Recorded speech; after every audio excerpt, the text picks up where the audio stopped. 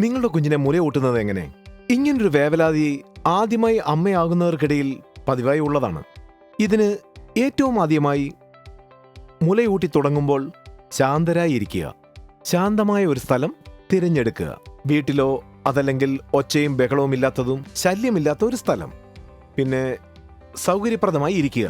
സൗകര്യമായി ഇരിക്കുക എന്ന് പറഞ്ഞാൽ പാതി ചരിഞ്ഞ നിലയിൽ ഇങ്ങനെ ഇരിക്കണമെന്നാണ് ശുപാർശ ചെയ്യുന്നത്. അതായത് നിങ്ങൾ മുഴുവനായി കിടക്കരുത്, മുഴുവനായി ഇരിക്കുകയരുത്. മുതുകിന് ബുദ്ധിമുട്ട് ഉണ്ടാകരുത്.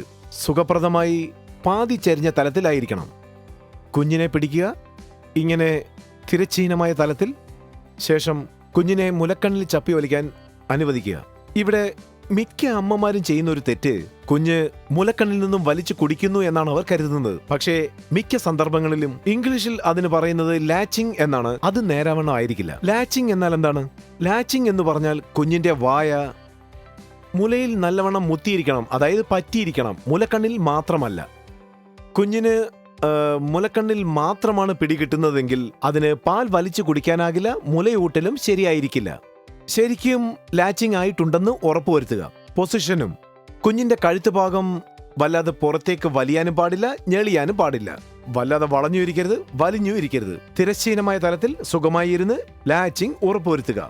15 മുതൽ 20 മിനിറ്റ് വരെയാണ് ഓരോ തവണ മുലയൂട്ടുന്നതിനും ശുപാർശ ചെയ്യപ്പെട്ടിരിക്കുന്ന സമയം.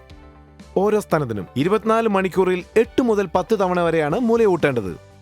8 മുതൽ 10 തവണ എന്ന് വെച്ചാൽ ഓരോ 2.5 മണിക്കൂറിലും ചില കുഞ്ഞുങ്ങൾക്ക് ഇടയ്ക്കിടെ പാൽ കുടിക്കണം. ആകെ മൊത്തത്തിൽ 24 മണിക്കൂർ നേരത്തിൽ കുഞ്ഞിന് 8 മുതൽ 10 തവണ വരെ മുല കൊടുത്താൽ അത് തന്നെ ധാരാളം.